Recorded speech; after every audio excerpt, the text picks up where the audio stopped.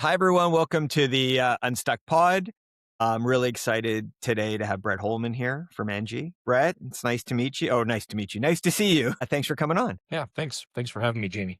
So, can you start off? I'd love for you to share with everyone a little bit more about your background, some of the things that you've done, your journey that has Yeah, taken you to where you are today and what you're doing. And we obviously want to hear about that as well. sure.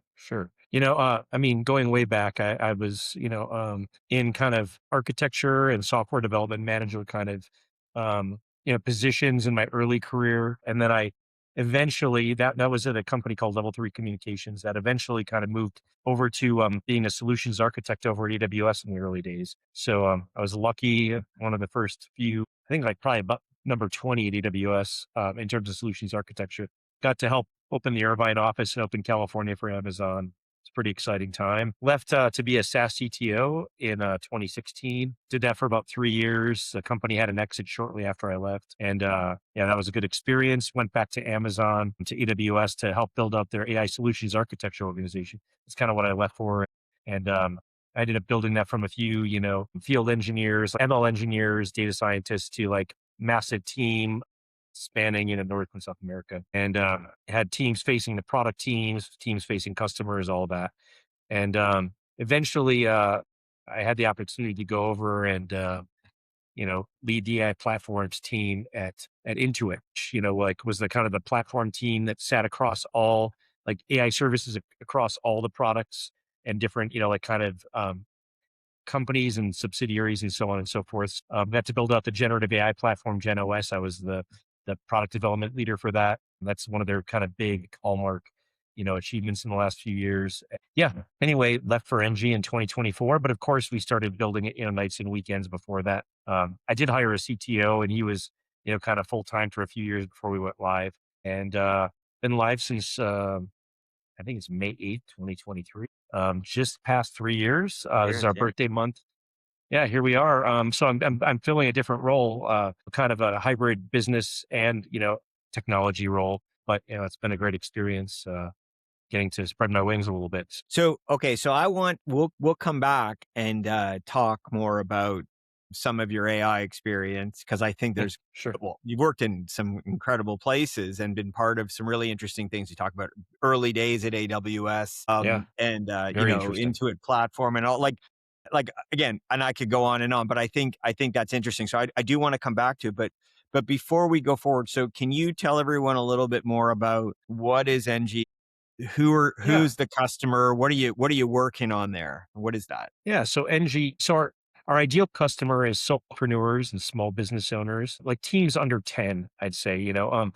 And we're like basically service-based businesses that fit into that. And we have a lot of wedding professionals, event professionals, venues, designers, web designers, graphic designers, like people that are doing something creative service based usually is kind of our core customer. And we kind of focus on people that are trying to grow, like see marketing as something they should be doing, not shouldn't be doing, or just don't want to do.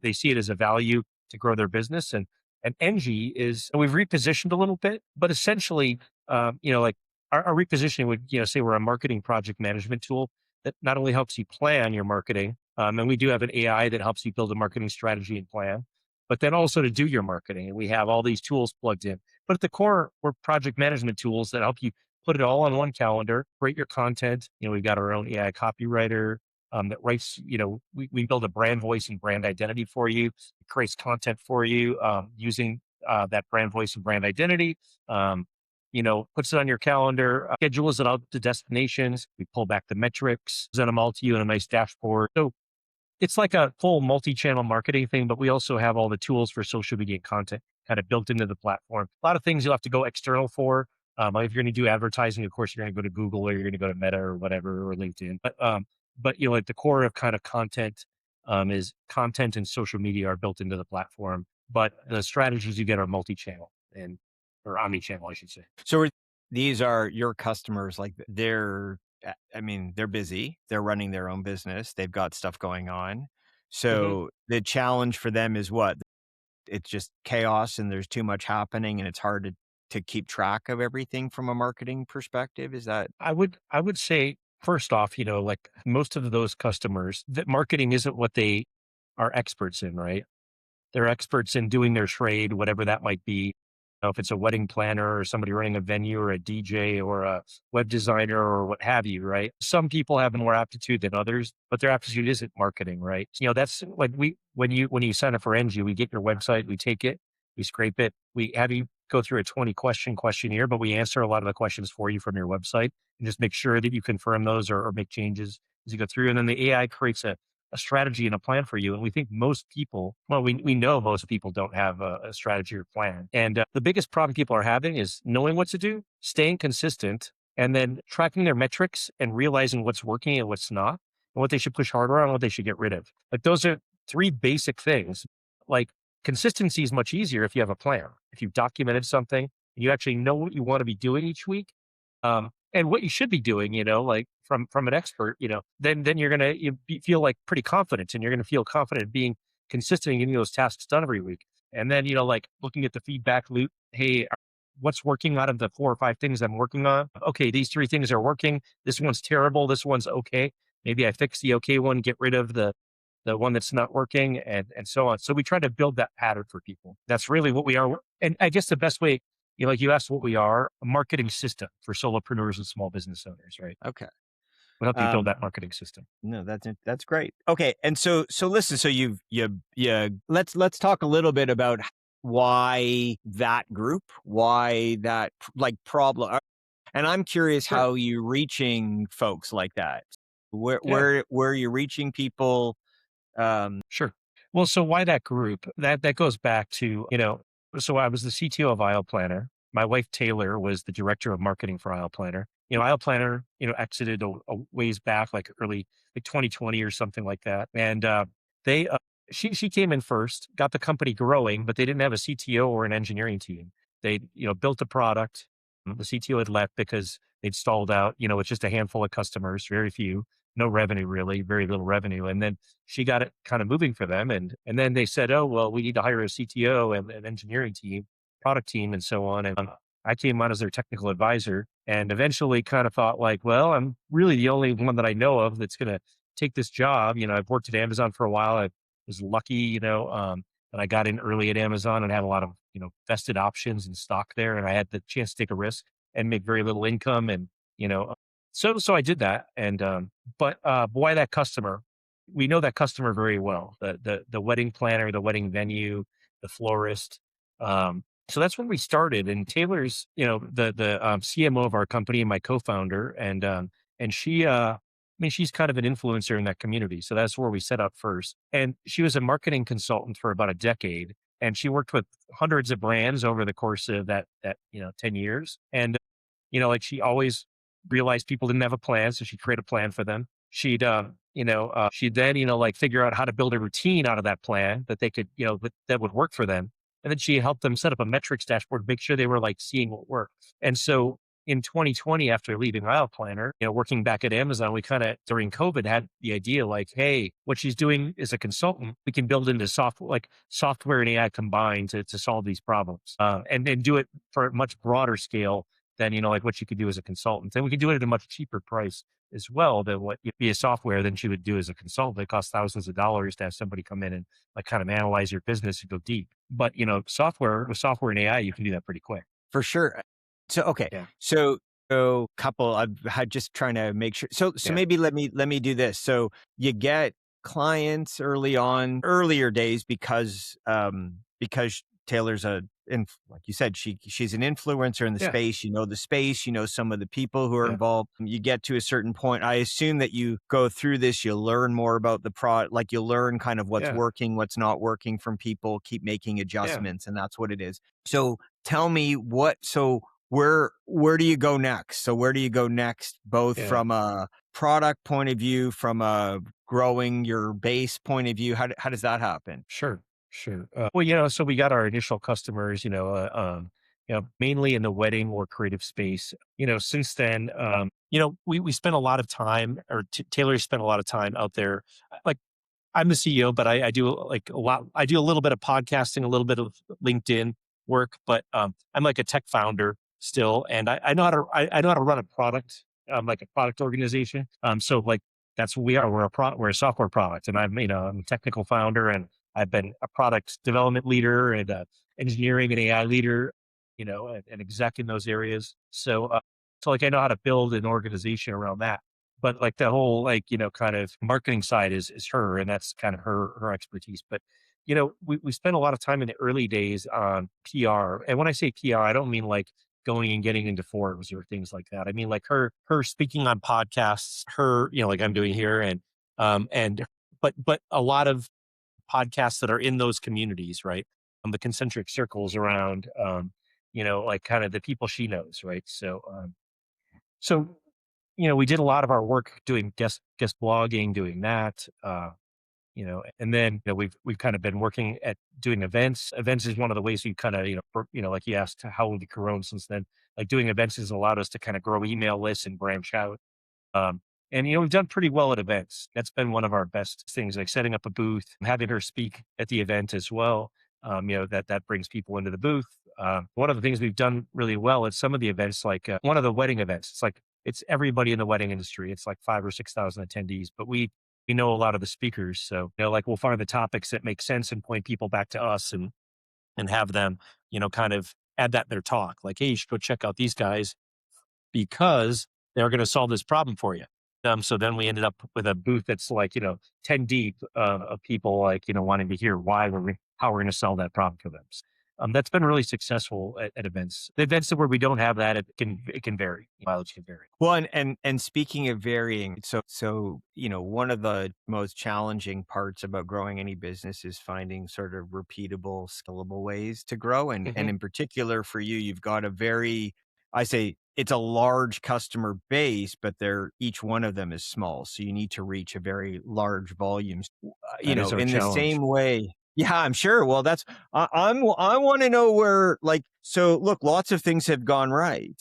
Right. And Hmm. so, and that's what you built is amazing. Right. So you talk about what's next. It's where do you foresee the challenges? What have been the challenges? What are the things that are extra hard about doing what you're doing? Because Yeah, I think like, the thing that hit us hard in 2025, I can talk about this and then I can talk about where we're going this year, yeah, the thing that hit us hard in 2025, I mean, we're an AI company, but the move from search engine to like everything being, like kind of found through LLMs, like zero click web search, that hurt us. We produce a lot of content. We're very big on content production, video, blog, social, and all sorts, right? But that content just seemed to be found a lot less in 2025.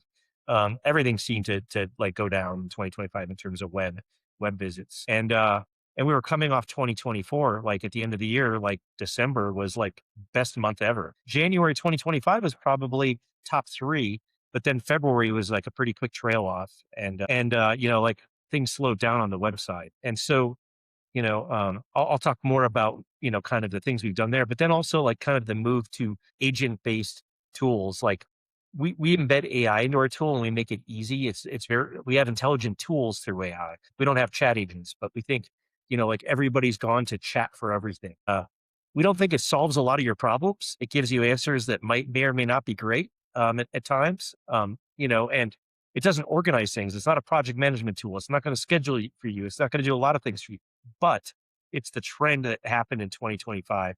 And we're still seeing that, kind of continue and probably proliferate with, yeah, agents now in 2026. And, we've launched our own MCP server, we've got a roadmap and we'll probably have a marketing agent in 2026 as well. But, we kind of believe in the embedded intelligent tools. And that's the way we've done a lot of our design and work. So like, that's kind of the second thing that I think happened to us. And third is like our customers just got crushed in 2025. right. They're the hardest hit, kind of part of the economy that's not really well understood. It's understood by us and looking at a lot of data, but like when you watch the news, you're like, oh, well, the GDP still grew, but it's like big AI companies growing, building, Yeah. spending 100 billion on data center here or whatever, like it's very different than small business. So they were hit. So, this year we kind of thought through strategy and what we wanted to do to kind of change things. We grew last year, but just not like 4X like we did the year before. And so, So like in 2024, we grew 4x over 2023, but 2025 was smaller growth. Okay. So we thought things through. We did a reposition recently. We were much more growing based on word of mouth and education and Yep. content, Yep. but people weren't necessarily searching for what we offered. And that was one of the kind of realizations we came for. We talked with like a company that does repositions and builds home pages, and they kind of specialize in SaaS, B2B SaaS, and they're quite good. Like we were really happy with the output of the discussion 2 weeks sprint and so on. We kind of like, hey, we're not in a category that people are searching for. All of our customers find us either through word of mouth or through education or PR, right? And we want to be in a spot where people are searching for that particular, that particular problem. There's an aisle in the software store that they're searching for, and we sit in that aisle, right? So we repositioned around marketing project management. But for small businesses, and we kind of position ourselves as the marketing system. Not only do you help you manage your tasks and your project and do all the planning, but we also have all the execution tools built in as well. So it's a one-stop shop to plan and do. And that's kind of the way we reposition. It's the same platform. Of course, we still have a lot of work to do. Like we've got to update all of our onboarding, all of our, all of our everything really. But we've updated a lot of our marketing, our website now. We're at that point. So we believe this is a good path because it's a path where we're going to, at the peak times of the year, we're going to have a lot more traffic coming from LLMs, from search and from other things where we've seen that taper off in the past in the areas where we were kind of focused, right? Right.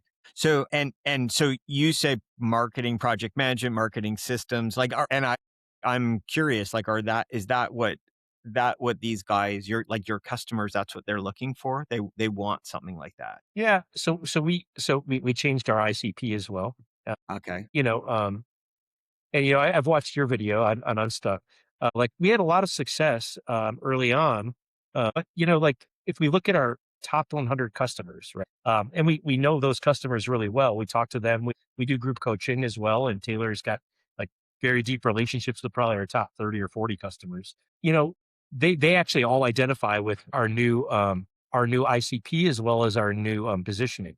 Like, what do they get most out of it is consistency and routine, Okay. and that's where it helps them the most. And so they really resonated with us. Like marketing project management for very small business that helps you plan and do right. And then of course you drill down to the next layer and you see all the tools hook into the project management system. So it's not just task management; it's task management, but all the tasks have tools that you can just go execute from, right? So it's the system. That's the system, part of it. But we also changed our ICP. Originally, we were on this path of, hey, a lot of people have a tough time with marketing. Hey, marketing's hard, but we'll help you make it easy. And that was kind of the way we talked about our business, right? And what we found was those are the customers that attrit most because they don't want to do their marketing. And so it's still work. We actually don't automate everything, although we could. But we there are companies out there that are trying to do that, or like automate the whole thing. And that is a possible, like that is something we could do. We actually know enough about you. We could do that. But the customers we serve, most of them being creatives, most of them care about what it says, what it looks like, all that, like deeply, right? So there's got to be gates and there's got to be a gated process and so on and so forth. So anyway, my point in all of that is that we changed our ICP from the marketing is hard and we're going to make it easy for you to like people that are trying to grow their business, right? Like the people that are type A, that are focused on growth. They know marketing is important. They're trying to do it, but they need some direction, like planning, consistency, routine, and all the tools combined save a significant amount of time, also a significant amount of money for the customers. So we help you kind of take something that might run in 6 tabs and copy and paste everywhere. And it's very easy to kind of get broken down in that routine anytime you are switching or navigating from one tool to another. We bring it all together, make it cheaper, everything's integrated, and it's a lot easier to use. We think this is a better ICP because that's who our top 100 customers are, right? Yeah. And that's a learning, less attrition, customers that are going to stick around for the long haul because they see the value versus the people that we're looking for something that was going to be kind of a slam dunk, but maybe, like in terms of like, hey, I can just be hands off. Um, anyway, that's Well, the change we made. No, no, so I hear you. I actually think setting the expectation clearly up front that sort of says, do you need this? We do this, right? Don't, Yeah, too many times companies attract folks they want the business. So they attract people and go, yeah, yeah, yeah, we can do that. It's yeah, like, yeah, but you're not coming for the right reason. If you're not coming for the right reason, you're yeah, not likely to stay. By the way, I've been there, had a business. We attracted people, I'd say for the wrong reason, got lots of growth, but wasn't not a great sustainable model when you do that. yeah, So yeah, yeah. And your positioning drives who shows yeah, up. yeah, And if your positioning, is like a product that's going to be very beneficial to that person, you're going to have a lot of success with them. yeah, yeah, yeah, That's one of totally. the lessons we've learned. I mean, not that I mean, those are all things that are pretty basic and make sense. But like, if you cast that net early on, like you keep it a small net, but going after the right people versus kind of a wider net.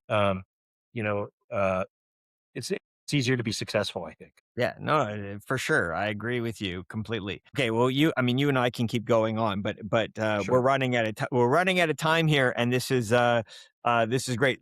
Let me do this. Let me ask you a question that maybe you can think about. So, you think about the journey, you think about the stuff that you guys have done, Yeah. and things that have gone well, and things that haven't gone well, or call it not gone the way you expected it to. Sure. What advice would you give others who are in this similar boat? You a lot of experience, you have a lot of knowledge, a lot of information, but then you jump into a business like this, and Yeah. how do you make the best use of everything that you've got to make it work? Yeah, yeah. Well, I mean, that's funny. I wrote a LinkedIn article on this. It's kind of funny. There's a lot of generic businesses out there that are built by people that have an idea and just go are using, AI tools to just kind of build something now. And that's cool. But it's creating a lot of noise out there for every company. But I mean, I think there's a better way to do it. And that is really to like kind of understand your customer first. Yep, I agree. And understand your positioning, understand your customer, what their problems are, like how you're going to solve them. And don't just start with an idea and go build something. There's no such thing as if you build it they will come, other than in that movie. I'm spacing the name. But Field of Dreams. Field Field of of Dreams, Dreams. yeah, yeah, there you go. Yeah, but feel if you build it, they will come is not that doesn't exist. So there's going to be lots of Claude code failures, or lots of lovable failures, or lots of like millions of them, honestly, because people never spent the time to really like figure out what they're trying to do, like figure out their customer, figure out the problem, like talk to them, and really get down into the details, and then build. We built. We did start by building, but we started with 10 years of experience in that problem, right? So we knew it was a problem. We really understood the problem well.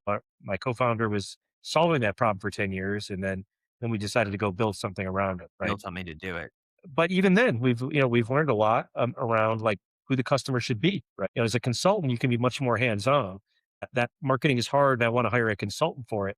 We're kind of somewhere in that hybrid, right? Like we're much cheaper, and we do a lot of that through AI, but we're not hands-on like a consultant. And, but we're also, like way better than putting together your own system or trying to figure things out on your own. So, like each one of those is a quantum leap, right? And so anyway, I think that would be my advice to like new founders out there is like, understand the problem, and maybe you do, maybe you're coming from something where you are the expert and you see this gap. But then, go verify it, go ask people, test people on it, and then learn from that and then build, and then you'll have something good out the gate. No, I think that's great. I think it's terrific advice. I think it's the right advice, and everybody who's building a business should be thinking that way. Yeah. Folks tend to get too very product oriented and forget, like, does it actually solve a problem for somebody, right? So Everybody likes to fall in love with their product, right? And that's the biggest problem for us, for any founder, right? It's like, don't fall in love with your product, be objective. yeah, I love it. No, it's great. Brett, thank you so much. This is great. Really appreciate it. Really appreciate all the insights and thought and sharing information. Where can folks find you, reach you? And I'll put some links in the Sure. description. Yeah. Yeah. So, our website is enji.co. See, that's ENJI.co. And we're on Instagram. We're at NG, ENJI underscore co. And then our LinkedIn, actually, would have to go look that up. I should know it off the top of my head, but Okay. I'll give you the links. But yeah, Okay. we're on LinkedIn as well. Okay. And we have I think we're at Enji Marketing on YouTube. And we have a huge channel on education, like marketing education on YouTube, both with our product and just, like things that are Yeah. important to anybody that's, trying to learn how to do X or Y or Z with marketing. So I that's love out it. there as well. I think it's fantastic. Well, thank you so much. This is great. And Yeah. for everybody who's watching, listening, I appreciate it. And until next time, see you later. Yeah, thanks, Jamie. Thanks for having me.